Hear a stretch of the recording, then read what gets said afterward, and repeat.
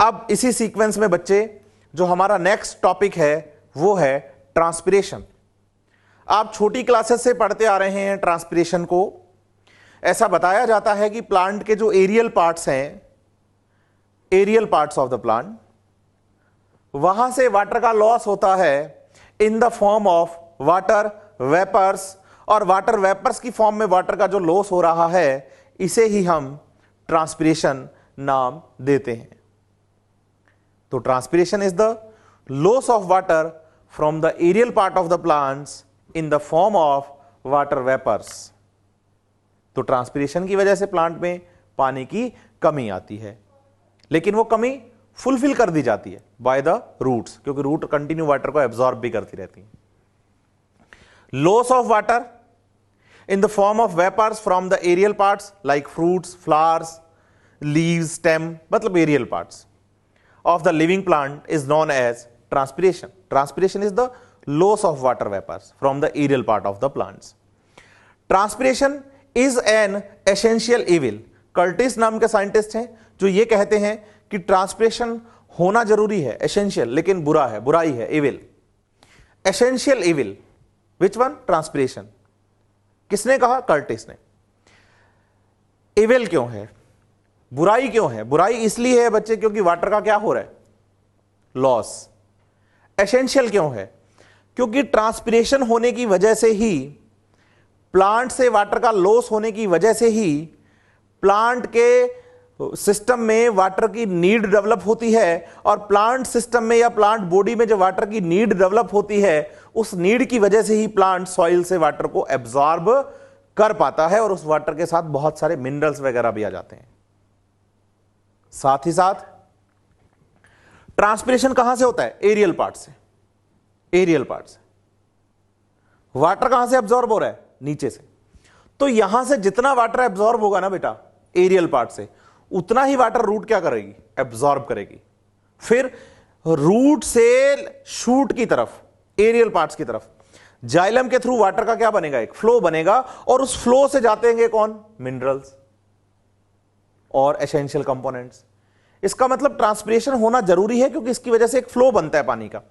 Transpiration होना जरूरी है क्योंकि इसकी वजह से प्लांट बॉडी में एक नीड डेवलप होती है पानी की, जिसकी वजह से वो सॉइल से बहुत सारे मटेरियल्स को एब्जॉर्ब कर पाते हैं पानी के साथ। एक दूसरे साइंटिस्ट हैं स्टीवार्ड, वो कह रहे हैं कि transpiration is an unavoidable evil. बुरा है लेकिन आप अवॉइड नहीं कर सकते सिर्फ ये कह के कि हां भाई ये बुरा है इसलिए आप इसको अवॉइड कर दें। नहीं, बुरा है, एसेंशियल है, बुरा है, अवॉइड नहीं कर सकते। ये दोनों ही स्टेटमेंट एक दूसरे से मैच करती हैं, लेकिन बोली गई हैं, लिखी गई हैं, बताई गई हैं अलग अलग साइंटिस्ट के द्वारा। कर्टिस ने कहा है एसेंशियल इविल और स्टीवार्ड ने कहा है अनअवॉइडेबल इविल। मिनिमम ट्रांसपिरेशन जो है बच्चे वो आपको सक्यूलेंट जीरोफाइट्स में मिलता है, जहां पर जीरोफाइट्स का मतलब ही सीधी सी बात है कि उनके पास पानी है ही बहुत कम। तो पानी है ही नहीं तो लॉस कैसे हो? मतलब मैं आपको यह बात कहना चाह रहा हूं कि ट्रांसपिरेशन होने के लिए प्लांट के पास पानी होना चाहिए। लुटाएगा वही जिसके पास होगा कुछ। अब जीरोफाइट, सक्यूलेंट जीरोफाइट जो है वो तो खुद बेचारा दुखी है कि भाई मेरे पास तो पानी ऑलरेडी कम है, मैं तो ऐसे एनवायरनमेंट में सर्वाइव कर रहा हूं जिसे आप कहते ही ड्राई एनवायरनमेंट है। ड्राई मतलब पानी है ही नहीं, यहां तो ना के बराबर पानी है मेरे पास। प्लांट ड्राई नहीं है, मेरी बात पर ध्यान दीजिएगा आप। मैं सक्यूलेंट जीरोफाइट बोल रहा हूं, मैं कह रहा हूं प्लांट ड्राई एनवायरनमेंट का है, प्लांट ड्राई नहीं है। तो बच्चा कहता है सर अगर प्लांट ड्राई नहीं है तो पानी का लॉस क्यों नहीं हो रहा? बेटा अगर वो प्लांट पानी का, वाटर का लॉस कर देगा ना ट्रांसपिरेशन में ज्यादा, तो वो अपने एनवायरनमेंट से पानी लेगा कैसे? ठीक है, नीड तो डेवलप हो जाएगी प्लांट के अंदर, लेकिन वो प्लांट अपने एटमॉस्फेयर से, अपने सराउंडिंग से पानी लेगा कैसे? क्योंकि उसके सराउंडिंग में पानी है ही नहीं, उसका तो एनवायरनमेंट ही ड्राई है। इसलिए उन्होंने ऐसे अडेप्टेशंस डेवलप कर रखे हैं अपनी बॉडी में जो कि ट्रांसपिरेशन को क्या कर देते हैं? रिड्यूस कर देते हैं। और मैक्सिमम ट्रांसपिरेशन कहां मिलेगा? मीजोफाइट्स में। क्यों? क्योंकि इनके सराउंडिंग में बहुत पानी है, खूब पानी है, जितना लुटाएंगे उतना एब्जॉर्ब कर लेंगे। Transpiration is absent in algae, fungi and submerged aquatic plants. इनमें ट्रांसपिरेशन हम नहीं पढ़ते हैं। टाइप्स ऑफ द ट्रांसपिरेशन की बात कर रहा हूं, तो तो आप इसे एक डायग्राम से समझिएगा। आपके पास एक प्लांट है बच्चे, इस प्लांट में ये रूट सिस्टम जो कि सॉइल में ग्रोथ कर रहा है, ये इसका स्टेम है, स्टेम पर लीफ है और स्टेम में ही जाइलम है। जाइलम की जो ट्यूब्स हैं जिनको आप वेसल्स कहते हैं, जाइलम वेसल्स एंड ट्रैकिड्स, यहां लिखा गया है जाइलम ट्यूब्स। ये ट्यूब्स मतलब वेसल्स एंड ट्रैकिड्स की बात हो रही है, जिनमें से पानी जाता है उनकी कैविटी में से। प्लांट एनाटॉमी में आपने पढ़ा है या आप पढ़ेंगे। तो देखिए, सॉइल से वाटर एब्जॉर्ब होगा, जाइलम ट्यूब से वो पानी एरियल पार्ट्स की तरफ चलेगा। ये एरो यहां पर यही इंडिकेट कर रहे हैं कि एरियल पार्ट्स की तरफ पानी जा रहा है। फिर आप याद रखिए, जो लीफ है ना, लीफ, ये मान लीजिए एक डाइकोट प्लांट की लीफ है। इस लीफ का जो अपर सरफेस है वहां पर लाइट सीधी गिरती है, तो अपर सरफेस से वाटर का लॉस ज्यादा होता है as compare to lower surface. इसलिए वो यहां क्या करते हैं, क्यूटिकल डेवलप करते हैं, एक वैक्सी लेयर डेवलप करते हैं क्यूटीन नाम के सब्सटेंस की, जिसे हम क्यूटिकल कहते हैं, क्यूटिकल। तो इसका मतलब इस लीफ में, अगर इस लीफ को देखो आप, तो इस लीफ का ये अपर पार्ट जो है उसकी एपिडर्मिस की सेल्स हैं, ये अपर एपिडर्मिस की सेल्स हैं। इन सेल्स के ऊपर आपको क्या मिलने वाला है, इसके ऊपर हमें मिलने वाली है जी क्यूटिकल, जो कि एक वैक्सी सब्सटेंस क्यूटीन की बनी हुई है। दूसरा, स्टेम में जगह जगह क्या होते हैं, पोर्स। कभी आपने देखा हो किसी पेड़ को, किसी ट्री को, तो आपने देखा होगा उसमें बड़ी बड़ी लंबी लंबी दरारें बन जाती हैं, उन्हें लेंटिसेल्स कहते हैं, लेंटिसेल्स।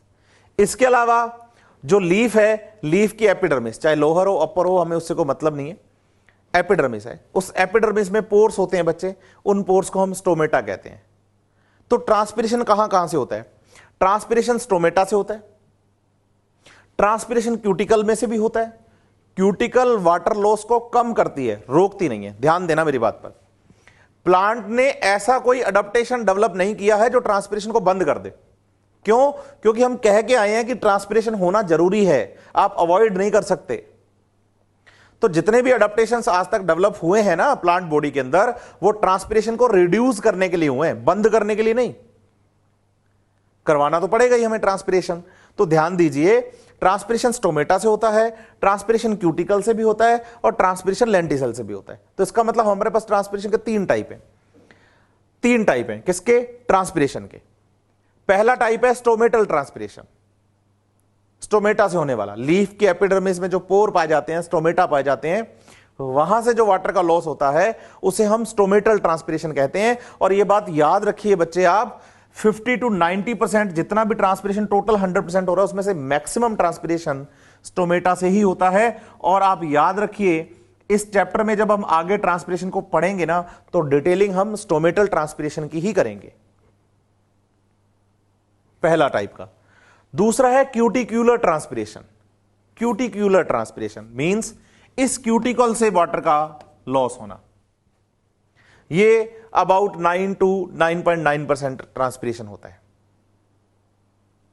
और तीसरा टाइप का है लेंटिक्यूलर ट्रांसपिरेशन, जो कि स्टेम पर पाए जाने वाले पोर्स लेंटिसेल्स से होता है। और यहां अगर हम देखें तो 0.1% to 1% ट्रांसपिरेशन लेंटिक्यूलर टाइप का है। तो मैक्सिमम ट्रांसपिरेशन तो लीफ से होता है।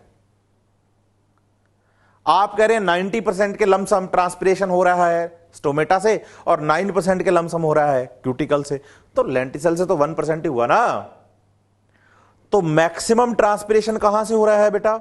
लीफ से। और लीफ में भी मैक्सिमम किससे हो रहा है? स्टोमेटा से। और बताइए, क्यूटिक्यूलर ट्रांसपिरेशन एंड स्टोमेटल ट्रांसपिरेशन ये दोनों ही कहां से हो रहे हैं? लीफ से।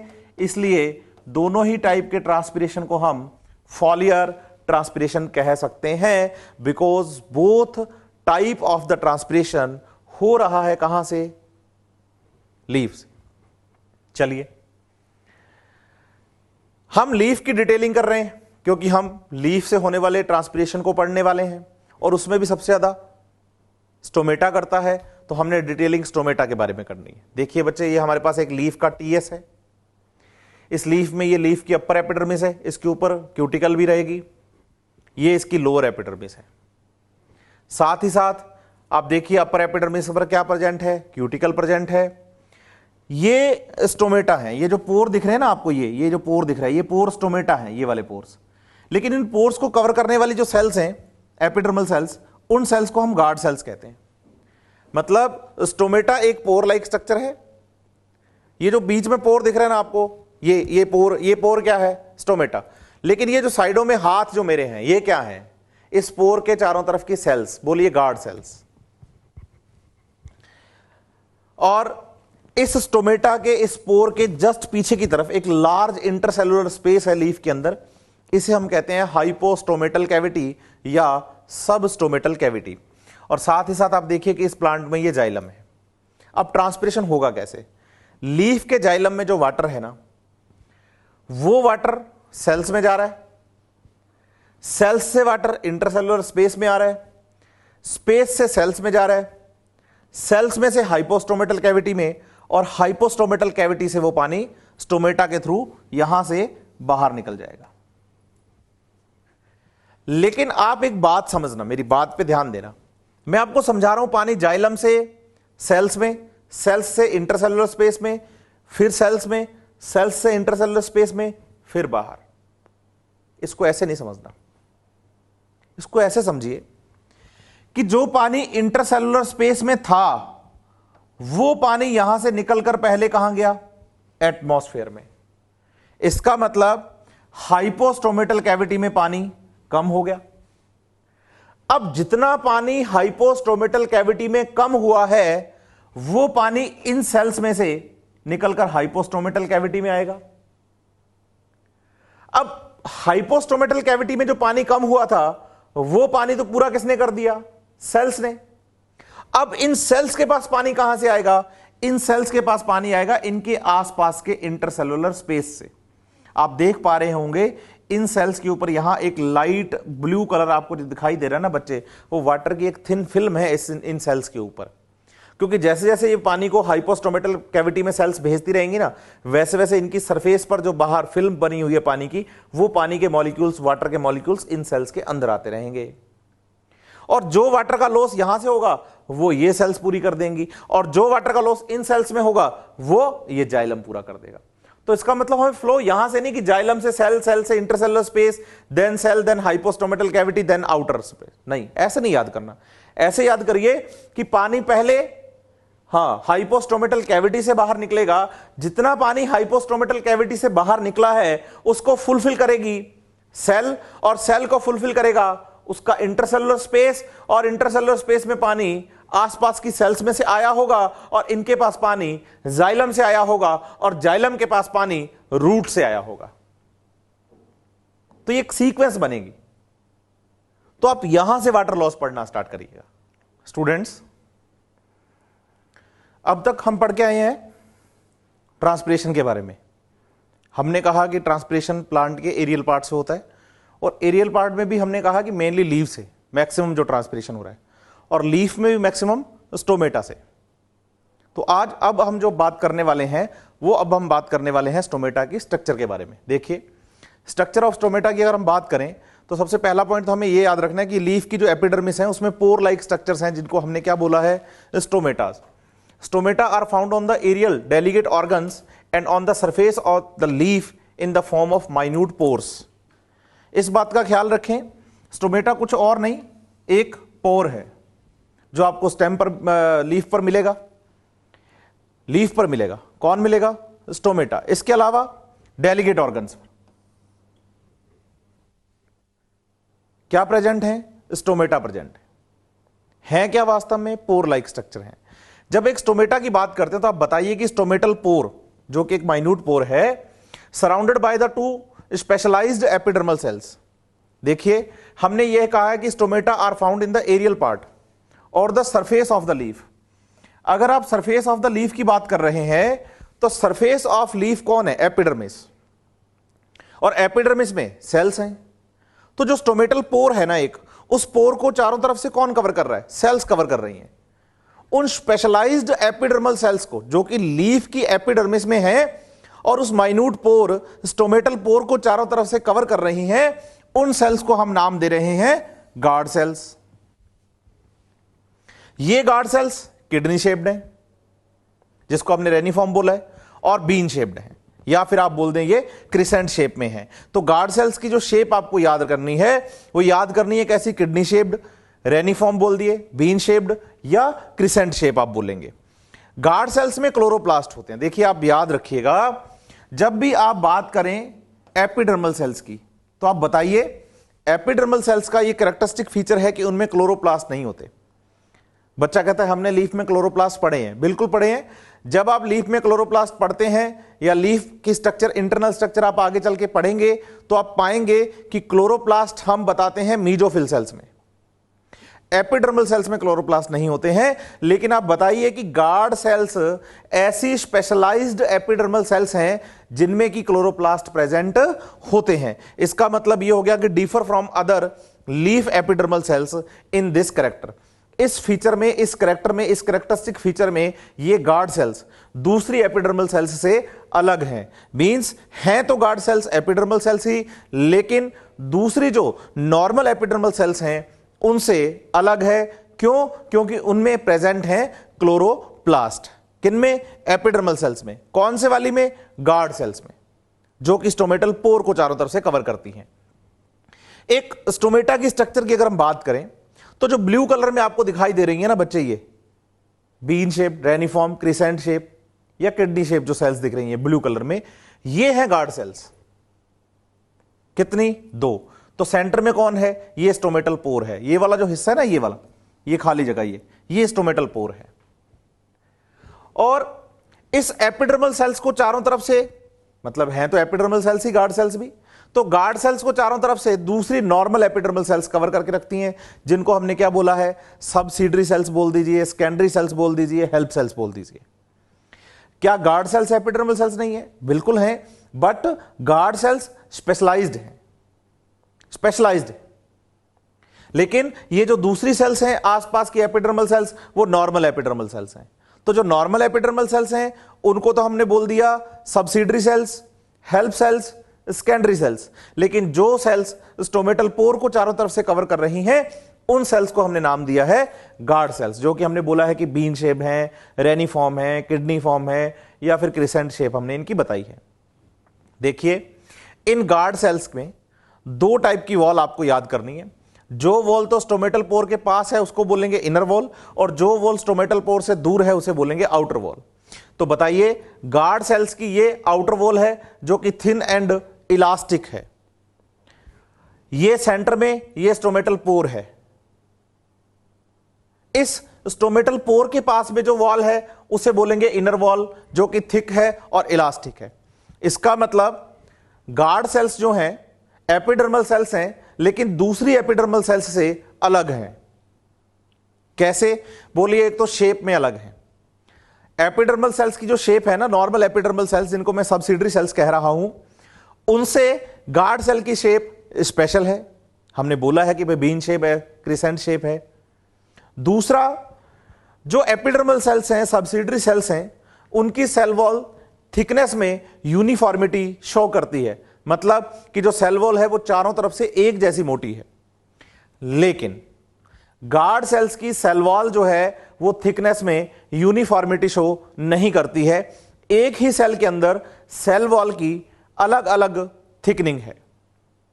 जो वॉल स्टोमेटल पोर के पास है, जिसे कि हम inner wall of the guard cell कह रहे हैं, वो वॉल तो है थिक, लेकिन जो वॉल स्टोमेटल पोर से दूर है, away from the stomatal pore और अपर्चर, वो है थिन। इसका मतलब गार्ड सेल्स में सेल वॉल की थिकनेस को लेकर यूनिफॉर्मिटी नहीं है। इसके अलावा आप बताइए गार्ड सेल्स जो हैं वो दूसरी नॉर्मल एपिडर्मल सेल्स से अलग हैं, क्योंकि इनमें प्रेजेंट हैं क्या? क्लोरोप्लास्ट। साथ ही साथ आप याद रखिए गार्ड सेल्स में ये जो ब्लू कलर के आपको बच्चे ये थ्रेड दिखाई दे रहे हैं, ये वास्तव में सेल्यूलोजिक माइक्रोफाइब्रिल्स हैं, जो कि सेल वॉल में रेडियली ओरिएंटेड हैं, रेडियली अरेंज्ड हैं। कि जो सेल वॉल है उस सेल वॉल के अंदर प्रेजेंट हैं कौन? सेल्यूलोजिक माइक्रोफाइब्रिल्स, रेडियली अरेंज हैं। इनके रेडियली होने का कोई फायदा है? अरेंजमेंट का कोई फायदा है? बिल्कुल है। ये स्टोमेटा की ओपनिंग में हेल्प करते हैं। कैसे हेल्प करते हैं वो आगे चल के हम पढ़ने वाले हैं। तो आप बताइए कि स्टोमेटा की जो गार्ड सेल्स हैं वो वास्तव में हैं तो एपिडर्मल सेल्स, लेकिन वो दूसरी नॉर्मल एपिडर्मल सेल्स से डिफर हैं, शेप में डिफर है, वॉल की थिकनिंग में डिफर है, क्लोरोप्लास्ट की प्रेजेंस की वजह से, और डिफर है, रेडियली अरेंज हैं इनके अंदर सेल्यूलोजिक माइक्रोफाइब्रिल्स। ये एक स्टोमेटा की स्ट्रक्चर है। हालांकि स्टोमेटा एक पोर लाइक स्ट्रक्चर है, तो हम जो स्ट्रक्चर पढ़ रहे हैं वो स्टोमेटल पोर को चारों तरफ से कवर करने वाली सेल्स के बारे में पढ़ रहे हैं। अब बताइए कि जो मोनोकोट्स होते हैं, मोनोकोट प्लांट्स, देखो दो टाइप के प्लांट्स आप पढ़ते हैं हायर प्लांट्स में आकर, फ्लावरिंग प्लांट्स में, मोनोकोट्स एंड डाइकोट्स। ये जो स्टोमेटा में आपने बीन शेप, क्रिसेंट शेप, रेनिफॉर्म या किडनी शेप आप बताते हैं गार्ड सेल्स, बेटा ये आप बताते हैं डाइकोट प्लांट्स में। लेकिन अगर आप स्टोमेटा पढ़ रहे हैं मोनोकोट प्लांट्स का, तो आप बताइए the shape of the guard sales in the monocots means Gramineae और द पोएसी और द ग्रास फैमिली जिसे हम नाम देते हैं, उनमें आपको ये गार्ड सेल्स डंबल शेप्ड मिलती हैं। इसका मतलब ये जो क्रेसेंट शेप वाला हमने जो डायग्राम पढ़ा है स्टोमेटा का, वो हमने डाइकोट प्लांट के लीफ के स्टोमेटा की स्ट्रक्चर पढ़ी है। अगर आप गार्ड सेल्स को किडनी शेप, क्रेसेंट शेप ना पढ़कर डंबल शेप पढ़ेंगे तो इसका सीधा सा मतलब ये निकलता है कि आप मोनोकोट प्लांट के लीफ की स्टोमेटा की बात कर रहे हैं। चलिए, अब स्टोमेटा ओपन क्लोज होते कैसे हैं? स्टोमेटा जो है वो ओपन क्लोज कैसे होता है? Timely according to requirement of the plant stomata open भी होते रहते हैं, क्लोज भी होते रहते हैं, लेकिन इनका मैकेनिज्म क्या है उसको हम समझते हैं। The cause of the opening और the closing of the stomata is change in, ध्यान दीजिए, change in the turgidity of the guard cell. Guard cell की टर्जिडिटी में होने वाले चेंज से यह डिसाइड होता है कि स्टोमेटा ओपन होगा या स्टोमेटा क्लोज होगा। यह किससे डिसाइड होगा? यह गार्ड सेल की टर्जिडिटी से डिसाइड होगा। अब when guard cells become turgid, अगर गार्ड सेल्स टर्जिड हो जाए तो स्टोमेटा ओपन हो जाते हैं। When guard cells become flaccid then stomata become close. तो गार्ड सेल्स की टर्जिडिटी पर स्टोमेटा ओपन होते हैं और गार्ड सेल्स के फ्लैसिडिटी पर स्टोमेटा, जो स्टोमेटल पोर है, वो क्लोज हो जाता है। तो गार्ड सेल्स टर्जिड हुई, स्टोमेटा ओपन हुआ, गार्ड सेल्स फ्लैसिड हुई, स्टोमेटा क्लोज हुआ। देखिए आपके सामने एक गार्ड सेल है, स्टोमेटा के अंदर दो गार्ड सेल आपको दिखाई दे रही है स्टोमेटा के अंदर, ये ब्लू कलर का। देखिए स्टोमेटल पोर जो है वो बिल्कुल नैरो है, मींस बंद है, बंद है। स्टोमेटा बंद होने का मतलब है कि गार्ड सेल्स फ्लैसिड है या टर्जिड है? फ्लैसिड है। सेल्स टर्जिड कब होती हैं? आप पास्ट में, मैंने ही आपको पढ़ाया है बच्चे पिछले लेक्चर्स में, ट्रांसपोर्ट इन प्लांट्स में हमने कहा है कि जब किसी सेल में वाटर एंटर करता है तो सेल टर्जिड हो जाती है। तो वाटर की एंट्री पर सेल्स टर्जिड होती हैं। तो यहां देखिए ये सेल्स अभी फ्लैसिड हैं, इसका मतलब गार्ड सेल्स में पानी, वाटर का जो कंटेंट है वो कम है। क्योंकि अगर गार्ड सेल्स में पानी होता ज्यादा तो सेल्स होती टर्जिड, और सेल्स टर्जिड होने का मतलब स्टोमेटा ओपन होते, लेकिन स्टोमेटा अभी क्या है? क्लोज्ड हैं। क्लोज्ड होने का मतलब है कि गार्ड सेल्स अभी फ्लैसिड हैं और गार्ड सेल्स में वाटर का कंटेंट कम है। जब ये गार्ड सेल्स टर्जिड होंगी तो स्टोमेटा ओपन हो जाएंगे। देखिए गार्ड सेल्स को टर्जिड होने के लिए वाटर की जरूरत है, और वो वाटर वो अपनी आसपास की जो सेल्स हैं, सब्सिडरी सेल्स, जिनको कि हमने रियल एपिडर्मल सेल्स कहा है, उनसे लेंगे। इसलिए तो हमने एपिडर्मल सेल्स जो कि गार्ड सेल्स के साथ प्रेजेंट हैं, उनको हमने सब्सिडरी सेल्स, सेकेंडरी सेल्स या हेल्प सेल्स कहा है, क्योंकि स्टोमेटा को ओपन करने के लिए जो वाटर चाहिए, क्योंकि गार्ड सेल्स को टर्जिड करना पड़ेगा ना बच्चे, तो वो वाटर उन्हीं सेल्स से ही हमारे पास आने वाला है। Due to the endosmosis of, due to the endosmosis, endosmosis मतलब पानी का अंदर आना, एक्सोस्मोसिस मतलब पानी का सेल से बाहर जाना। तो ड्यू टू एंडोस्मोसिस कि जो पानी है वो इन गार्ड सेल्स के अंदर आएगा। Due to endosmosis the TP develop in the guard cells, जैसे पानी अंदर आएगा सेल के साइटोप्लाज्म का वॉल्यूम बढ़ेगा, वॉल्यूम बढ़ेगा तो वो बाहर की तरफ प्रेशर वॉल पर लगाएगा, उस प्रेशर को हम टर्गर प्रेशर कहते हैं। जब ये टर्गर प्रेशर डेवलप हो जाएगा गार्ड सेल्स में तो it exert pressure over the cell wall, तो ये अप्लाई करेगा प्रेशर कहां पर? सेल वॉल पर। किसकी सेल वॉल पर? गार्ड सेल्स की सेल वॉल पर। क्यों? क्योंकि जो एंडोस्मोसिस हो रहा है वो गार्ड सेल्स में तो हो रहा है। इसका मतलब है कि आसपास की जितनी भी सेल्स हैं वो सारी की सारी सेल्स वाटर किसको देंगी? गार्ड सेल्स को, क्योंकि गार्ड सेल्स क्या हैं? फ्लैसिड हैं। जब पानी आसपास की सेल्स से इस गार्ड सेल्स में आएगा तो गार्ड सेल्स में डेवलप होगा टर्गर प्रेशर, और ये टर्गर प्रेशर जो डेवलप हुआ है गार्ड सेल्स पर, ये टर्गर प्रेशर सेल वॉल पर अप्लाई होगा। अब सेल वॉल पर जब प्रेशर अप्लाई होगा तो बताइए कि जो रेडियली ओरिएंटेड सेल्यूलोजिक माइक्रोफाइब्रिल्स हैं वो स्ट्रेच हो जाएंगे। सेल वॉल के जो रेडियली अरेंज्ड सेल्यूलोजिक माइक्रोफाइब्रिल्स हैं वो स्ट्रेच होंगे, खींचेंगे। जब ये radially arrange cellulosic microfibrils stretch होंगे ना बच्चे, तो जो इनर वॉल जो कि पास थी, ये जो मैं आपको मेरे हाथ दिखा रहा हूं, ये दोनों हाथ मेरे गार्ड सेल में स्टोमेटल पोर के पास की इनर वॉल है। यहां जो आपको छेद दिखाई दे रहा है ये इनर वॉल है, सॉरी स्टोमेटल पोर है, और ये इनर वॉल है। पहले वॉल थी पास। अभी क्या हुआ कि जैसे ही गार्ड सेल्स में पानी आएगा ना तो सेल्यूलोजिक माइक्रोफाइब्रिल जो कि अरेंज्ड हैं रेडियली वो स्ट्रेच होंगे, और जैसे ही वो खिंचेंगे ना तो ये इनर वॉल अंदर की तरफ खिंच जाएगी, और जैसे ये इनर वॉल अंदर की तरफ खिंचेगी तो ये स्टोमेटा यहां पर ऐसे ओपन हो जाएगा, तो स्टोमेटल पोर ओपन हो गया है।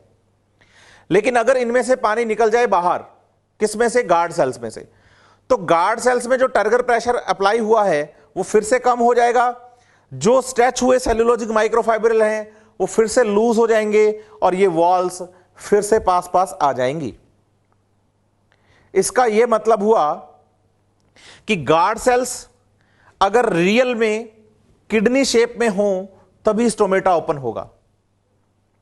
और आप ये बात दिमाग में रखिए, आज के बाद प्लांट सेल्स अपनी शेप गेन करती हैं टर्जिडिटी पर।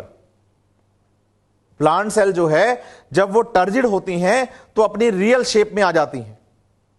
तो बताइए आपने गार्ड सेल्स को किस शेप का बताया है? तो हम कहते हैं हमने गार्ड सेल्स की शेप को बताया है kidney shape, reniform, crescent shape, bean shape. तो ये शेप कब मिलेगी? जब ये सेल्स टर्जिड होंगी, और टर्जिड कब होंगी? जब आसपास की सेल्स में से पानी इनके अंदर आएगा, और जब आसपास की सेल्स में से पानी इनके अंदर आएगा ना बच्चे, तो ये सेल्स अपनी रियल शेप में आ जाएंगी सेल्यूलोजिक माइक्रोफाइब्रिल के रेडियल अरेंजमेंट की वजह से। और जैसे ये फाइब्रिल्स स्ट्रेच होंगे और सेल को अपनी शेप में लाएंगे तो स्टोमेटा ओपन हो जाएगा।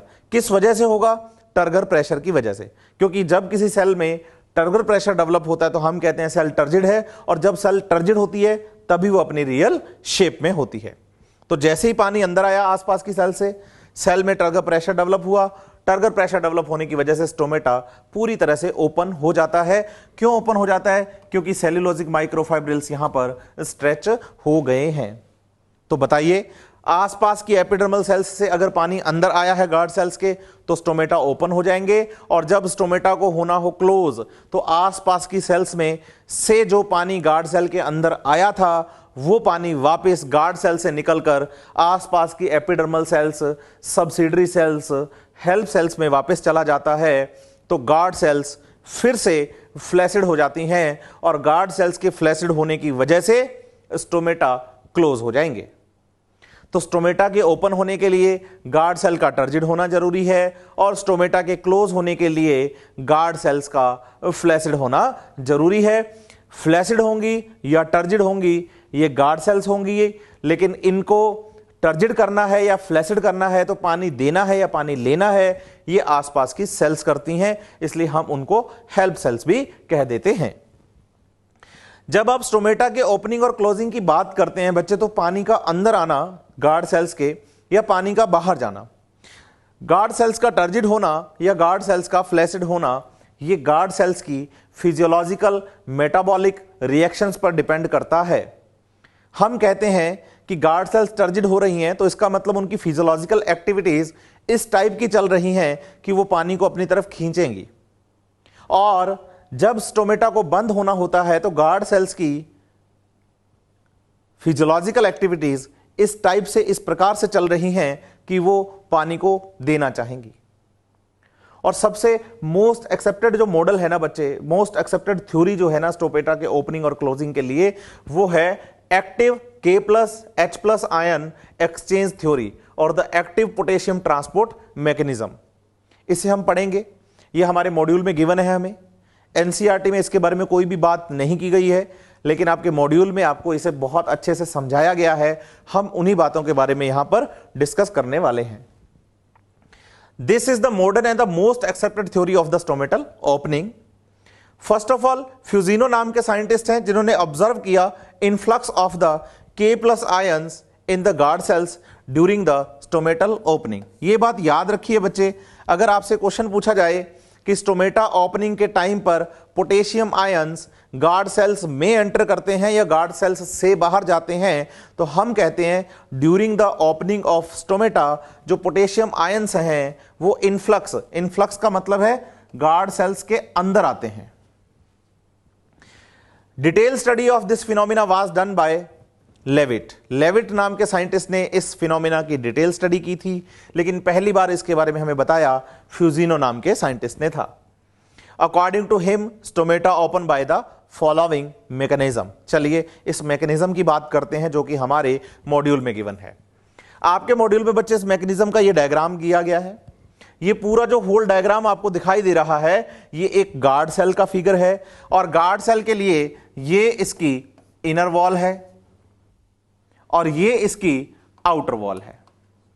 और हमने कहा है कि outer wall of the guard cell is the thin and elastic और the inner wall is thick and elastic.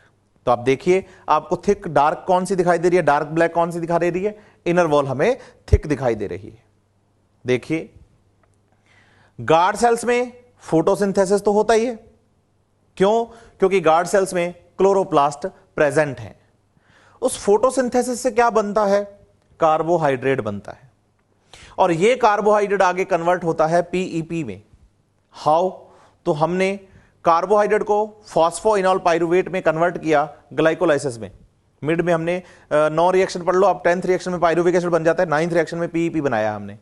तो कार्बोहाइड्रेट से इन गार्ड सेल्स में पीईपी का फॉर्मेशन हुआ, और फिर जो वो पीईपी है उसके लिए एक एंजाइम काम करेगा, पेप्केज एंजाइम, जो कि इसमें जोड़ेगा किसको? CO2 को, और एक 4 कार्बन का एसिड ऑक्सैलो एसिटिक एसिड का फॉर्मेशन करवाएगा। देखिए ध्यान दीजिएगा जो बात मैं बोलने जा रहा हूं। जब मैंने आपको फोटोसिंथेसिस इन हायर प्लांट्स पढ़ाया था तो फोटो रेस्पिरेशन टॉपिक कवर करने के बाद हमने एनसीईआरटी में और मॉड्यूल में एक बहुत बड़ी सारी टेबल पढ़ी थी। उस टेबल में हमने अलग अलग क्वेश्चंस पढ़े थे जिसमें हमने C3 और C4 को कंपेयर करते हुए आंसर दिए था। जब आप उस टेबल को पढ़ते हैं, उस टेबल में 9th नंबर क्वेश्चन हमने पढ़ा था ऐसा कि भाई डज द प्लांट हैव पेप्केज।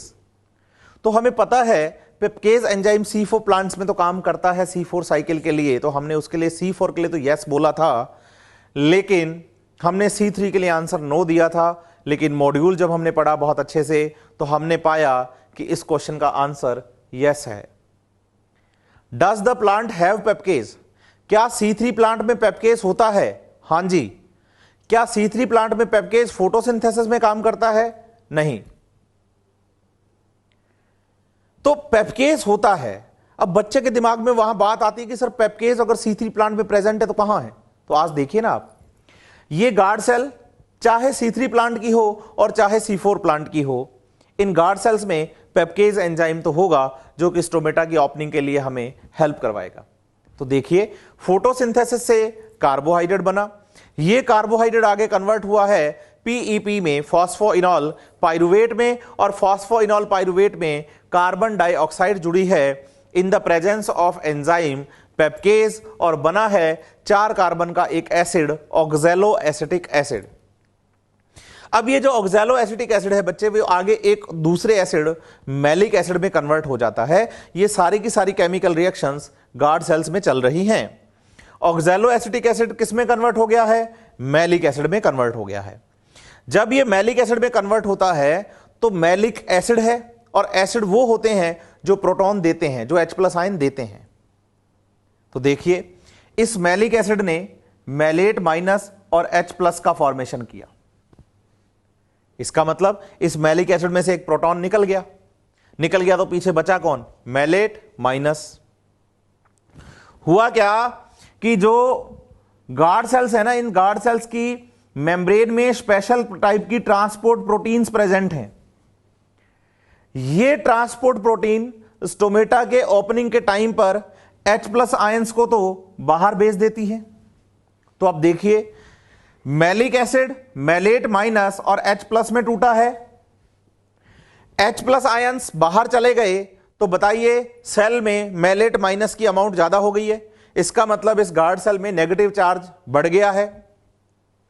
उस नेगेटिव चार्ज, जो कि नेगेटिव चार्ज बढ़ा है H+ आयन के बाहर जाने की वजह से, उस नेगेटिव चार्ज को बैलेंस करने के लिए ठीक इसी टाइम पे साइमल्टेनियसली ये जो ट्रांसपोर्ट प्रोटीन है बच्चे, H+ आयन के बदले में K+ आयन को अंदर लाती हैं। बात आती है H+ आयंस कहां गए? सेल के बाहर। कौन से सेल के बाहर गए? गार्ड सेल के। और अंदर कौन आया? Potassium ions. अब मैलेट पर माइनस चार्ज है, पोटेशियम पर प्लस चार्ज है। मैलेट पर माइनस चार्ज है और पोटेशियम पर K+ है। प्लस और माइनस आपस में रिएक्ट करते हैं और फॉर्मेशन कर देते हैं किसका? पोटेशियम मैलेट का। देखिए डे टाइम में कार्बोहाइड्रेट से, PEP से, पेप्केज की प्रेजेंस में ऑक्सैलो एसिटिक एसिड से मैलिक एसिड बनाकर हमने मैलेट माइनस और H+ आयन का फॉर्मेशन किया गार्ड सेल्स में, और ये H+ आयंस डे टाइम में बाहर चले गए हैं गार्ड सेल से, और बदले में ओपनिंग ऑफ स्टोमेटा के टाइम पर H+ आयंस बाहर चले गए हैं और बदले में K+ आयंस अंदर आए हैं।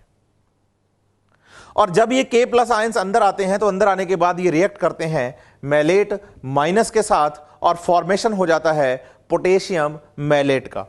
याद रखिएगा पोटेशियम मैलेट एक सॉल्यूबल सब्सटेंस है।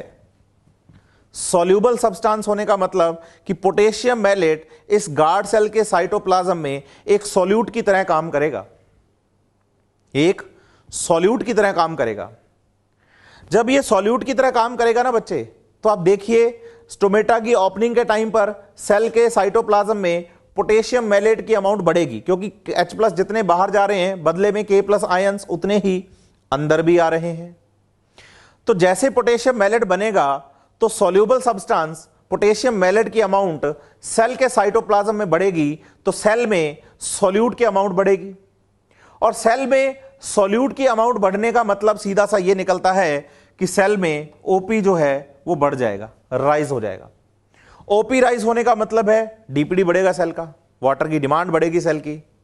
और जब वाटर की डिमांड बढ़ेगी ना, तो सेल आसपास की जो सब्सिडरी, जो हेल्प सेल्स हमने पढ़ी हैं, सेकेंडरी सेल्स, उनसे वाटर लेगी तो क्या होगा? एंडोस्मोसिस होगा। सेल्स क्या हो जाएंगी? टर्जिड हो जाएंगी, और टर्जिड होते ही स्टोमेटा ओपन हो जाएंगे। तो स्टोमेटा के ओपनिंग का मैकेनिज्म है कि भाई जो स्टोमेटा ओपन हो रहा है वो सेल की टर्जिडिटी की वजह से हो रहा है, और डे टाइम में जब पोटेशियम अंदर आते हैं तो पोटेशियम मैलेट बनता है। बच्चे के दिमाग में यहां एक बात जाती है कि सर Cl- भी तो आ रहा है अंदर। तो मैं आपको क्लियर करूं बच्चे, H+ आयन बाहर जितने जाते हैं उससे ज्यादा पोटेशियम आयन अंदर आते हैं।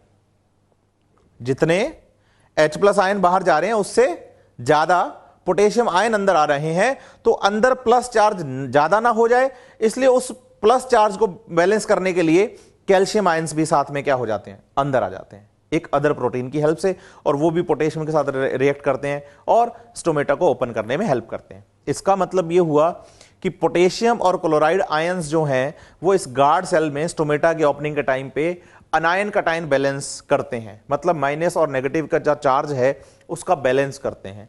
मैलेट माइनस को बैलेंस करने के लिए पोटेशियम अंदर आया और पोटेशियम को बैलेंस करने के लिए Cl माइनस अंदर आया। तो आपको पोटेशियम और Cl माइनस का एक फंक्शन यहीं से याद हो जाता है कि ये एनायन कटायन बैलेंसिंग में हेल्प करते हैं। दूसरी चीज मैं आपको यहां क्लियर कर देना चाह रहा हूं बच्चे, ध्यान दीजिएगा जो बात मैं बोल रहा हूं आपको, कि आप पोटेशियम आयन को अंदर लाए और उससे आपने पोटेशियम मैलेट बनाया और स्टोमेटा को ओपन करवाया। मैं क्लियर कर दूं, अगर पोटेशियम आयन अंदर आए हैं और उन्होंने पोटेशियम मैलेट नहीं बनाया, सिर्फ पोटेशियम आयन अंदर आए हैं, तो भी स्टोमेटा ओपन हो जाता। उसका कारण यह है कि जब मैं ट्रांसपोर्ट इन प्लांट्स के बाद नेक्स्ट चैप्टर आपको मिनरल न्यूट्रिशन पढ़ाऊंगा ना, तो उस मिनरल के टाइम पे हम पोटेशियम को भी पढ़ने वाले हैं और हम ये भी जानते हैं या हम ये बताएंगे कि भाई जो मिनरल्स होते हैं वो भी सॉल्यूट्स की तरह काम करते हैं। मतलब उस चैप्टर को पढ़ते टाइम हम मिनरल सॉल्यूट अगर बोलेंगे, मिनरल सॉल्यूट हमें लिखा हुआ कहीं मिलेगा, तो आपको कंफ्यूज नहीं होना है। सिर्फ मिनरल्स भी सॉल्यूट की तरह काम करते हैं। पोटेशियम अंदर आएगा ना, सेल का ओपी बढ़ेगा, ओपी बढ़ेगा। क्यों? क्योंकि मिनरल्स भी काम करते हैं किसकी तरह? सॉल्यूट्स की तरह। तो यहां तो हमने जोड़ के बता दिया, ये तो मैकेनिज्म वो है जो कि हमें लेविट ने बताया है बच्चे। पोटेशियम अकेला भी आता, किसी से रिएक्ट नहीं करता, तो भी वो सेल का ओपी राइज कर सकता है, क्योंकि मिनरल्स में भी ये एबिलिटी है। देखिए बच्चे, आप हम स्टोमेटा के ओपनिंग का मैकेनिज्म पढ़ चुके हैं। जनरली क्या होता है प्लांट्स में, स्टोमेटा दिन में ओपन होते हैं, रात को क्लोज होते हैं। ऐसे स्टोमेटा जो दिन में ओपन हो और रात को क्लोज हो, उन्हें फोटो एक्टिव स्टोमेटा कहा जाता है। तो बताइए, ये जो मैकेनिज्म हमने पढ़ा, ये कब चलेगा, दिन में या रात में? तो हम कहते हैं कि ये मैकेनिज्म दिन में चलेगा। रात में क्या होगा? रात में इसका रिवर्स कर दो आप, पोटेशियम मैलेट फिर से पोटेशियम आयन और मैलेट में टूट जाएगा, पोटेशियम जाएगा बाहर, H+ आएगा अंदर, फिर से मैलिक एसिड बन जाएगा। जितना ओपी राइज हुआ था पोटेशियम आयन अंदर आने की वजह से, मतलब जितना पानी अंदर आया था पोटेशियम आयन की वजह से, उतना पानी पोटेशियम आयन के बाहर जाने की वजह से फिर से बाहर चला जाएगा, सेल फिर से फ्लैसिड हो जाएगी और स्टोमेटा क्लोज हो जाएंगे। तो स्टोमेटा ओपन होते हैं जब पोटेशियम आयन अंदर आता है और स्टोमेटा क्लोज होते हैं जब पोटेशियम आयन बाहर चला जाता है। यह है स्टोमेटा के ओपनिंग और क्लोजिंग का मैकेनिज्म। इसी सीक्वेंस में आगे चलें तो बात करेंगे factors affecting the rate of transpiration. Stomata से जो ट्रांसपिरेशन होता है, वाटर लॉस होता है, उस ट्रांसपिरेशन को कौन कौन से फैक्टर्स हैं जो अफेक्ट करते हैं? Factors affecting the rate of transpiration are divided into two types. दो टाइप्स हैं। First external factor, environmental factors हैं, and second plant factors, internal factors हैं। सबसे पहले हम बात करने जा रहे हैं एक्सटर्नल फैक्टर्स की, और एक्सटर्नल फैक्टर्स में सबसे पहला फैक्टर जो हम पढ़ने जा रहे हैं वो है एटमॉस्फेरिक ह्यूमिडिटी। याद रखिएगा, ट्रांसपिरेशन रेट के लिए atmospheric humidity is the most important factor. Most important factor बोल रहा हूं मैं। और ट्रांसपिरेशन रेट इस एटमॉस्फेरिक ह्यूमिडिटी के इनवर्सली प्रोपोर्शनल है, डायरेक्टली नहीं। मतलब ह्यूमिडिटी बढ़ेगी, ट्रांसपिरेशन कम होगा, ह्यूमिडिटी कम होगी, ट्रांसपिरेशन बढ़ेगा। याद करिए, मैं आपको ट्रांसपोर्ट इन प्लांट के स्टार्टिंग के लेक्चर्स में यह बात बता के आया हूं कि प्लांट्स में गैसेस एक्सचेंज और transpiration is a type of the diffusion. इसका मतलब ट्रांसपिरेशन एक डिफ्यूजन का ही टाइप है, और डिफ्यूजन कंसंट्रेशन ग्रेडियंट के अकॉर्डिंग होता है। डिफ्यूजन कंसंट्रेशन ग्रेडियंट के अकॉर्डिंग होता है। देखो, ये मान लीजिए लीफ, बाहर एटमॉस्फेयर। अगर लीफ में पानी ज्यादा और एटमॉस्फेयर में ह्यूमिडिटी कम है तो ट्रांसपिरेशन ज्यादा होगा। क्यों? क्योंकि एटमॉस्फेयर में ड्राइनेस ज्यादा है, पानी का कंटेंट कम है, और लीफ में पानी क्या है? ज्यादा। तो हाई टू लो चलेगा वाटर वेपर अपने आप ही, ट्रांसपिरेशन हो रहा है। लेकिन अगर बाहर ह्यूमिडिटी क्या हो? ज्यादा हो, और अंदर पानी कम हो ही गया, क्योंकि एटमॉस्फेयर में ह्यूमिडिटी ज्यादा है, तो लीफ में पानी उसके कंपेयर में क्या हो गया? कम हो गया, तो फिर ट्रांसपिरेशन नहीं होगा। क्यों? क्योंकि ट्रांसपिरेशन एग्जाम्पल किसका है? डिफ्यूजन का, और डिफ्यूजन किससे होता है? कंसंट्रेशन ग्रेडियंट से। तो फिर आपने इसे मोस्ट इंपॉर्टेंट क्यों बोला? हमने इसे मोस्ट इंपॉर्टेंट इसलिए बोला क्योंकि यही वो फैक्टर है जो कि ट्रांसपिरेशन के लिए वाटर का कंसंट्रेशन ग्रेडियंट सेट करता है। अगर ह्यूमिडिटी कम है तो कंसंट्रेशन ग्रेडियंट सेट है और पानी लीफ से निकलकर बाहर आएगा। लेकिन अगर एटमॉस्फेरिक ह्यूमिडिटी ज्यादा है तो एटमॉस्फेयर के साथ लीफ का कंसंट्रेशन ग्रेडियंट सेट नहीं होगा, और अगर कंसंट्रेशन ग्रेडियंट सेट नहीं होगा ना तो पानी बाहर नहीं आएगा। At higher atmospheric humidity transpiration में stop but stomata remain completely open. Stomata open है और ट्रांसपिरेशन होगा ही होगा ऐसा जरूरी नहीं है। जरूरी यह है कि कंसंट्रेशन ग्रेडियंट सेट हो ट्रांसपिरेशन के लिए।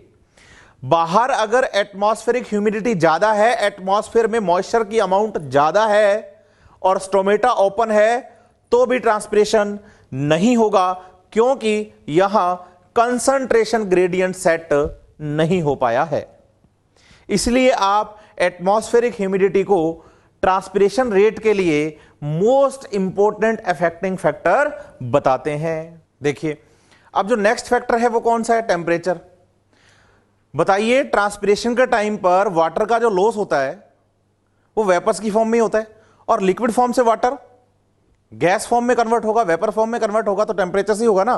तो बताइए transpiration rate is directly proportional to temperature, और the value of the Q10 for the transpiration is 2, because per 10 degree Celsius temperature increase करने पर ट्रांसपिरेशन रेट जस्ट डबल हो जाती है। कितना? 10 डिग्री सेल्सियस टेम्परेचर पर 10 डिग्री सेल्सियस टेम्परेचर इंक्रीज करने पर 10 डिग्री सेल्सियस टेम्परेचर इंक्रीज करने पर रेट ऑफ द ट्रांसपिरेशन जो है वो जस्ट डबल हो जाती है। Water vapour holding capacity of air is increased at the high temperature, so the rate of transpiration is increased. देखिए यहां एक टर्म आई है, वाटर वेपर्स होल्डिंग कैपेसिटी। जब आप टेम्परेचर बढ़ाते हैं ना, जैसे मान लीजिए ये एक लीफ है, इसके आसपास का ये एटमॉस्फेयर है, तो जब आप टेम्परेचर बढ़ाते हैं तो टेम्परेचर बढ़ने पर क्या होता है कि एटमॉस्फेयर में जो वाटर मॉलिक्यूल्स होते हैं ना वो दूर दूर चले जाते हैं, क्योंकि वाटर बढ़ेगा, टेम्परेचर बढ़ेगा। टेम्परेचर बढ़ने की वजह से वाटर वेपर्स बनेंगी, और वाटर वेपर्स बनने का मतलब है कि लिक्विड गैस में कन्वर्ट हो रहा है, तो गैस फॉर्म जो है उसमें मॉलिक्यूल्स दूर दूर होते हैं, और जितने मॉलिक्यूल्स दूर दूर होंगे बीच में उनके गैप क्या होगा? ज्यादा होगा। अब ज्यादा गैप में ज्यादा पानी आ सकता है, और ये जो गैप बना है ना मॉलिक्यूल्स के बीच में, इसी को तो वाटर होल्डिंग कैपेसिटी कहा है हमने। तो हम कह रहे हैं water vapour holding capacity of the air is increased. Increased का मतलब है कि गैप बढ़ेगा, एटमॉस्फेयर के अंदर जो वाटर मॉलिक्यूल्स है ना उनके बीच का गैप बढ़ेगा टेम्परेचर बढ़ाने पर। गैप बढ़ेगा तो बीच में वाटर होल्डिंग कैपेसिटी मतलब और पानी आने के चांसेस बढ़ेंगे, इसलिए ट्रांसपिरेशन रेट भी बढ़ती है। So the rate of the transpiration is increase. साथ ही याद रखें on the contrary vapours holding capacity of air is decreased. अगर बाहर टेम्परेचर कम है, ठंडा मौसम है, तो इसका मतलब वाटर मॉलिक्यूल्स ज्यादा पास पास हैं, तो सीधा मतलब निकल के आता है कि वाटर होल्डिंग कैपेसिटी कम है तो ट्रांसपिरेशन रेट भी डिक्रीज हो जाएगी। अब जो नेक्स्ट फैक्टर हम पढ़ने जा रहे हैं वो नेक्स्ट फैक्टर कौन सा पढ़ने जा रहे हैं? लाइट। देखिए हमने कहा कि transpiration rate directly proportional to temperature, तो आप बताइए transpiration rate is directly proportional to light. Light बढ़ेगी ना तो टेम्परेचर भी बढ़ेगा। लाइट ज्यादा है, टेम्परेचर ज्यादा है, लाइट कम है, टेम्परेचर कम है, और टेम्परेचर के डायरेक्टली प्रोपोर्शनल तो लाइट के भी directly proportional. Light increase transpiration by heating effect on the leaf. Light बढ़ने की वजह से लीफ पर टेम्परेचर का इफेक्ट बढ़ता है, क्योंकि लाइट बढ़ेगी तो टेम्परेचर बढ़ेगा। और अगर एक्शन स्पेक्ट्रम ऑफ ट्रांसपिरेशन देखा जाए, अगर आपसे पूछा जाए तो आप बताइए action spectrum of the transpiration is blue red, कि ब्लू और रेड लाइट में ट्रांसपिरेशन अच्छा खासा हो रहा है। नेक्स्ट फैक्टर जो है वो है विंड वेलोसिटी। देखिए विंड वेलोसिटी बढ़ने पर भी ट्रांसपिरेशन रेट बढ़ती है। उसका कारण क्या है? मान लीजिए ये एक लीफ है, इस लीफ ने ट्रांसपिरेशन किया और इसके आसपास वाटर का कंटेंट बढ़ गया, मतलब ट्रांसपिरेशन की वजह से लीफ के आसपास का जो एरिया है वो मॉइस्चर हो गया, एटमॉस्फेयर जो है मॉइस्चर हो गया। अब हुआ क्या, हवा चली, और हवा चलने से क्या हुआ, लीफ के आसपास के एटमॉस्फेयर में जितना भी मॉइस्चर इकट्ठा हुआ था, कलेक्ट हुआ था, वो सारा का सारा वहां से क्या हो गया, रिमूव। तो इसका मतलब लीफ के आसपास के एरिया में ड्राइनेस बढ़ गई, तो ट्रांसपिरेशन रेट भी इंक्रीज हो गया। तो विंड वेलोसिटी की वजह से भी क्या हो रहा है, ट्रांसपिरेशन रेट इंक्रीज हो रही है।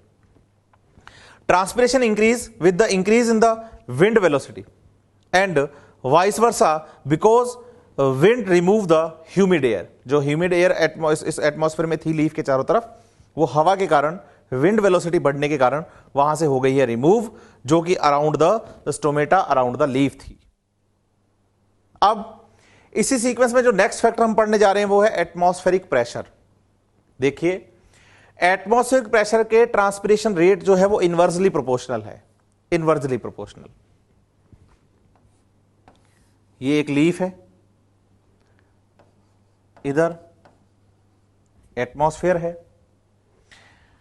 एटमॉस्फेयर में अगर आप प्रेशर बढ़ा देंगे ना, इंक्रीज कर देंगे, तो बताइए कि जो वाटर मॉलिक्यूल है, जैसे मान लीजिए ये एटमॉस्फेयर में वाटर मॉलिक्यूल्स हैं, तो प्रेशर बढ़ेगा, तो प्रेशर बढ़ने की वजह से पास पास आ जाएंगे, ये पास पास आ जाएंगे। कब, जब प्रेशर क्या होगा, ज्यादा। प्रेशर ज्यादा होगा तो वाटर होल्डिंग कैपेसिटी कम हो जाएगी। क्यों, क्योंकि एटमॉस्फेयर में जो वाटर मॉलिक्यूल्स हैं उनके बीच में गैप कम रहेगा। लेकिन यहीं पर अगर एटमॉस्फेयर में प्रेशर क्या हो, कम, तो जो वाटर मॉलिक्यूल्स है ना एटमॉस्फेयर में, वो एक दूसरे से क्या रहेंगे, दूर दूर रहेंगे। क्योंकि प्रेशर कम है तो वाटर मॉलिक्यूल्स दूर दूर हैं, दूर दूर हैं तो वाटर होल्डिंग कैपेसिटी बढ़ेगी। तो बताओ पानी जो है यहां पर ज्यादा आएगा या इस एरिया में ज्यादा आएगा। तो हम कहेंगे जहां प्रेशर कम है ना, वहां एटमॉस्फेयर की वाटर होल्डिंग कैपेसिटी ज्यादा है, इसलिए यहां पर तो ट्रांसपिरेशन रेट ज्यादा होगी और यहां ट्रांसपिरेशन रेट कम होगी। तो देखिए, जहां प्रेशर ज्यादा वहां रेट कम, जहां प्रेशर कम वहां रेट ज्यादा। तो बताइए, एटमॉस्फेरिक प्रेशर के ट्रांसपिरेशन रेट इनवर्सली प्रोपोर्शनल है। हमारे पास टोटल 5 फैक्टर हमने पढ़े हैं। पहला हमने टेम्परेचर पढ़ा, दूसरा हमने लाइट पढ़ा, तीसरा हमने टेम्परेचर पढ़ा, फिर विंड वेलोसिटी पढ़ा, और लास्ट हम कौन सा पढ़ रहे हैं, एटमॉस्फेरिक प्रेशर। तो atmospheric humidity, temperature, light, wind velocity and atmospheric pressure, ये 5 हमने एक्सटर्नल फैक्टर पढ़े हमारे सिलेबस के अकॉर्डिंग। अब जो हम बात करने जा रहे हैं वो करने जा रहे हैं प्लांट और द इंटरनल फैक्टर्स की, जो कि प्लांट के फैक्टर हैं। सबसे पहला, number and the distribution of the stomata. अगर स्टोमेटा के नंबर ज्यादा हैं तो ट्रांसपिरेशन रेट भी ज्यादा होगी। स्टोमेटा के नंबर कम है तो ट्रांसपिरेशन रेट कम होगी। अगर लीफ की सरफेस पर स्टोमेटा का डिस्ट्रीब्यूशन, मतलब नंबर लीफ की सरफेस पर ज्यादा है तो ट्रांसपिरेशन रेट भी ज्यादा है, और अगर नंबर कम है तो ट्रांसपिरेशन रेट भी कम है। दूसरा, number of the open stomata. सिर्फ नंबर स्टोमेटा के ज्यादा हो जाने से ट्रांसपिरेशन ज्यादा हो ऐसा जरूरी नहीं है। एक लीफ जिसमें 100 स्टोमेटा है, एक लीफ जिसमें 50 स्टोमेटा है। अब 100 वाली लीफ में से सिर्फ 30 स्टोमेटा ओपन है, लेकिन 50 वाली लीफ में से तो 50 के 50 स्टोमेटा ओपन है। तो बताइए ज्यादा ट्रांसपिरेशन कहां होगा, जिस लीफ के स्टोमेटा ज्यादा ओपन है। तो नंबर ऑफ स्टोमेटा के साथ साथ ओपन नंबर ऑफ स्टोमेटा भी ट्रांसपिरेशन रेट को अफेक्ट करेगा। Water status of the plant हम पहले क्लियर कर चुके हैं। ट्रांसपिरेशन हमेशा वो प्लांट्स ज्यादा करते हैं जिनके पास पानी ज्यादा होता है। पानी ज्यादा होगा तो आप ज्यादा लॉस कर पाएंगे। इसका मतलब लुटाएगा वही जिसके पास लुटाने के लिए कुछ होगा। यही कारण है कि जो प्लांट्स ड्राई एनवायरनमेंट के हैं वो ऐसी अडेप्टेशंस को डेवलप करते हैं जो कि ट्रांसपिरेशन को रिड्यूस करें, क्योंकि ट्रांसपिरेशन से जितना वाटर लॉस होगा ना बेटा, उतना ही तो वाटर एब्जॉर्ब भी होगा। तो अगर आपका वाटर स्टेटस ठीक है, अच्छा है, तो आपकी ट्रांसपिरेशन भी अच्छा है। लेकिन अगर आपका वाटर स्टेटस अच्छा नहीं है, आप ड्राई एनवायरनमेंट के प्लांट हैं, तो आप ट्रांसपिरेशन भी कम करेंगे। कैनोपी स्ट्रक्चर भी ट्रांसपिरेशन को रिड्यूस करने में हेल्प करती है। कैनोपी जो बनती है ट्रीज के अंदर, वो जो हवा के कारण हवा के लिए वो रेजिस्टेंस पैदा कर देती है, जिससे कि हवा की वजह से पानी का लॉस ज्यादा हो नहीं पाता और ट्रांसपिरेशन रेट कम हो जाती है। तो कैनोपी स्ट्रक्चर ट्रांसपिरेशन रेट को रिड्यूस करने में हेल्प करती है। और CO2 कंसंट्रेशन अगर बढ़ जाए तो स्टोमेटा हो जाते हैं बंद, और अगर CO2 कंसंट्रेशन कम हो जाए तो स्टोमेटा हो जाते हैं ओपन। CO2 कंसंट्रेशन बढ़ने पर एसिड फॉर्मेशन ज्यादा होते हैं। अगर CO2 का अमाउंट बढ़ जाए ना बच्चे, तो एसिडिटी ज्यादा बढ़ती है सेल के अंदर। और हमें तो पता है स्टोमेटा जब ओपन होते हैं तो उस टाइम पे एसिड्स का फॉर्मेशन ज्यादा होता है, ऑक्सैलो एसिटिक एसिड और मैलिक एसिड। तो CO2 कंसंट्रेशन बढ़ने के साथ साथ सेल के साइटोप्लाज्म में एसिड फॉर्मेशन भी बढ़ता है, और एसिड फॉर्मेशन की वजह से स्टोमेटा क्लोज होते हैं। Stomata are sensitive toward the internal CO2 concentration in leaves. अगर लीफ में CO2 की कंसंट्रेशन ज्यादा तो स्टोमेटा बंद, और CO2 की कंसंट्रेशन कम तो स्टोमेटा ओपन होते हैं। Stomata open at the low concentration of CO2। Stomata CO2 की लो कंसंट्रेशन पर ओपन होते हैं और क्लोज हो जाते हैं हाई CO2 कंसंट्रेशन पर। मैं ये बात आपको इसी फैक्टर के साथ यहीं पर समझा के आ गया हूं। अब इसी सीक्वेंस में जो हमारा नेक्स्ट टॉपिक है वो है transpiration and photosynthesis, A compromise. देखिए, ट्रांसपिरेशन में वाटर का लॉस होता है और फोटोसिंथेसिस में वाटर यूज होता है। ट्रांसपिरेशन में वाटर का हो रहा है लॉस, फोटोसिंथेसिस में वाटर का हो रहा है यूज। क्या प्लांट ट्रांसपिरेशन करते हैं? यस। क्या प्लांट फोटोसिंथेसिस करते हैं? यस। प्लांट्स में नॉर्मली सभी प्लांट्स की अगर हम बात करें तो ऑलमोस्ट सभी प्लांट्स में स्टोमेटा ओपन होते हैं। कब? डे टाइम में। और फोटोसिंथेसिस भी कब हो रहा है? डे टाइम में। उसी स्टोमेटा से गैस एक्सचेंज होना है, उसी स्टोमेटा से ट्रांसपिरेशन भी होना है। तो इसका मतलब लीफ की सेल्स में फोटोसिंथेसिस चल रहा है, जिसमें कि आपको जरूरत है पानी की, लेकिन उसी लीफ की सेल्स से वाटर का लॉस वेपर्स की फॉर्म में भी हो रहा है। तो इन दोनों के बीच में एक कॉम्प्रोमाइज है। फोटोसिंथेसिस ने कहा है कि कोई बात नहीं, आप पानी का लॉस करिए, मैं तो जितना पानी लीफ के पास बचेगा ना उसी से फोटोसिंथेसिस चला लूंगा। इसका कोई ना कोई कारण तो होगा, क्योंकि हमने ये बात बोली है कि ट्रांसपिरेशन इज एसेंशियल इविल या अनअवॉइडेबल इविल। एक ऐसी बुराई है जिसे अवॉइड नहीं किया जा सकता, एक ऐसी बुराई है जिसका होना जरूरी है। Transpiration has the more than one purpose. मतलब आप ट्रांसपिरेशन में बोल रहे हैं कि सिर्फ वाटर लॉस हो रहा है, तो सिर्फ वाटर लॉस ही नहीं हो रहा, उस वाटर लॉस की वजह से प्लांट की फिजियोलॉजी पर बहुत सारे इफेक्ट हैं। इसलिए ट्रांसपिरेशन एक एसेंशियल प्रोसेस है। पहला, यह ट्रांसपिरेशन क्रिएट करता है transpiration pull for the absorption and the transport of the water in the plants. ये एक प्लांट है, इसके एरियल पार्ट से वाटर का लॉस होगा। जितना यहां से वाटर लॉस होगा ना एरियल पार्ट से, उतना ही रूट वाले पार्ट से वाटर का क्या होगा? एब्जॉर्प्शन। और उस एब्जॉर्प्शन के बाद जो पानी ऊपर चढ़ेगा वो किसकी वजह से है? एक सक्शन प्रेशर की वजह से, एक सक्शन की वजह से। वो सक्शन किसकी वजह से डेवलप हो रहा है? ट्रांसपिरेशन की वजह से। कि ऊपर से वाटर का लॉस हुआ, यहां से वाटर उतना एब्जॉर्ब हुआ और यहां पर वो वाटर चलेगा। तो ये वाटर चलेगा किसकी वजह से? ये वाटर चलेगा इस सक्शन की वजह से, जो कि डेवलप हुआ है ट्रांसपिरेशन की वजह से। इसे बोलेंगे ट्रांसपिरेशन पुल। ये पुल डेवलप होता है ट्रांसपिरेशन की वजह से। कैसे ट्रांसपिरेशन पुल से वाटर ऊपर चढ़ेगा, कैसे पानी जाइलम के थ्रू प्लांट के स्टेम में ऊपर की तरफ जाएगा, पुलिंग प्रेशर कैसे डेवलप होगा, इसकी हम डिटेलिंग बहुत अच्छे से करने वाले हैं। सिर्फ आप इस लाइन को पढ़कर ही समझ मत जाइएगा, मैं आपको ट्रांसपिरेशन पुल के बारे में बहुत अच्छे से समझाने वाला हूं जब मैं आपको एसेंट ऑफ सैप पढ़ाऊंगा जाइलम के through. Supply water for the photosynthesis, वही बात है, एरियल पार्ट्स में पानी का जो सप्लाई करना है जाइलम से, वो पुलिंग फोर्स की वजह से पानी ऊपर आएगा और उस जाइलम से पानी पूरे के पूरे एरियल पार्ट में फैल जाएगा, सप्लाई हो जाएगा। ट्रांसपोर्ट होता है वाटर के साथ साथ मिनरल्स का भी। देखिए, जब जाइलम से पानी ऊपर की तरफ जाएगा ना बच्चे, तो सिर्फ पानी नहीं जाएगा, पानी के साथ साथ मिनरल्स भी जाएंगे। तो जो एसेंशियल मिनरल्स एरियल पार्ट्स को चाहिए वो रूट से एरियल पार्ट्स की तरफ, शूट की तरफ आए, तो उसके लिए एक फ्लो का बनना जरूरी है। और वो फ्लो ट्रांसपिरेशन की वजह से ही बन पाता है, क्योंकि ट्रांसपिरेशन की वजह से वाटर का लॉस होता है। और उसी की वजह से वाटर एब्जॉर्ब होकर प्लांट बॉडी के अंदर ऊपर की तरफ चढ़ेगा। अब पानी जब ऊपर की तरफ चढ़ता है ना प्लांट बॉडी के अंदर जाइलम के थ्रू, तो हम उसे एसेंट ऑफ सैप कहते हैं, ना कि एसेंट ऑफ वाटर। क्यों? क्योंकि सिर्फ और सिर्फ पानी ही नहीं जा रहा ऊपर, पानी के साथ साथ मिनरल्स भी ऊपर की तरफ जा रहे हैं पुलिंग फोर्स की वजह से, और यह पुलिंग फोर्स ट्रांसपिरेशन की वजह से ही डेवलप हुआ है।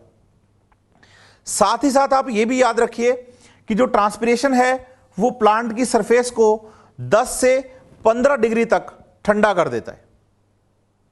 ये सेम टू सेम वैसा ही प्रोसीजर है बच्चे कि गर्मियों के दिन हैं, आप गर्म हवा के सामने बैठे हैं, हवा चल रही है लेकिन गर्म है, आप कहते हैं बहुत गर्म हवा है।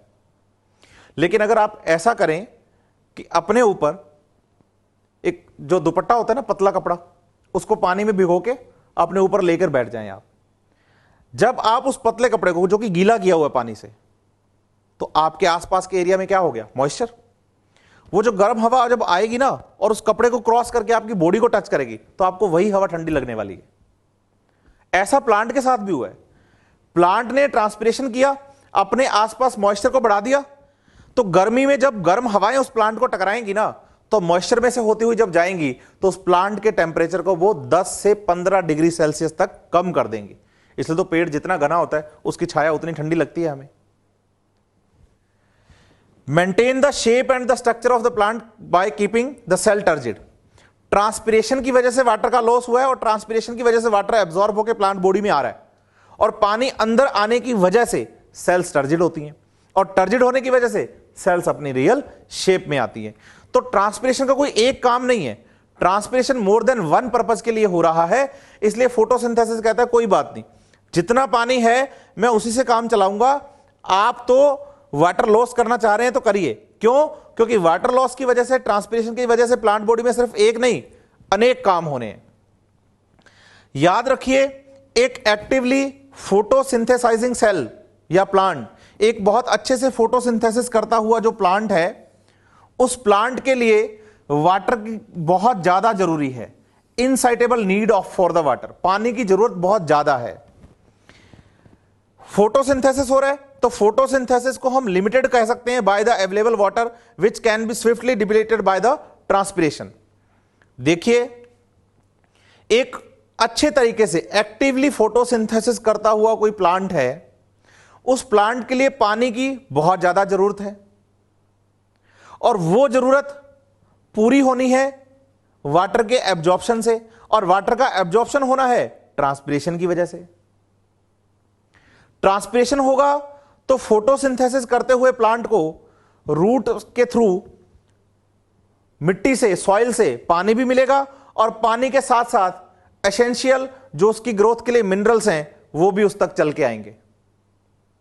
इसका मतलब यह हुआ कि जितना आप ट्रांसपिरेशन से वाटर लॉस कर रहे हैं उतना आपने एब्जॉर्ब भी करना है। यही कारण है कि एक फार्मर जब एग्रीकल्चर के लिए या हॉर्टिकल्चर में, हॉर्टिकल्चर मतलब बाग बगीचे और एग्रीकल्चर मतलब हो गया क्रॉप प्लांट्स को ग्रो करवाना, जब आप एग्रीकल्चर और हॉर्टिकल्चर की बात करते हैं तो आप पाते हैं कि बहुत छोटे से एरिया में बहुत सारे प्लांट्स लगाए जाते हैं। जैसे मान लीजिए कोई किसान वीट की खेती करता है, वीट के क्रॉप लगाए, उसने क्रॉप प्लांट लगाए हैं, तो ऐसा नहीं है कि वीट का प्लांट जो है वो मतलब बहुत दूर दूर उन्होंने लगाए हैं, तो कम एरिया में ज्यादा प्लांट लगाते हैं, बिल्कुल डेंस तरीके से वो प्लांट्स होते हैं।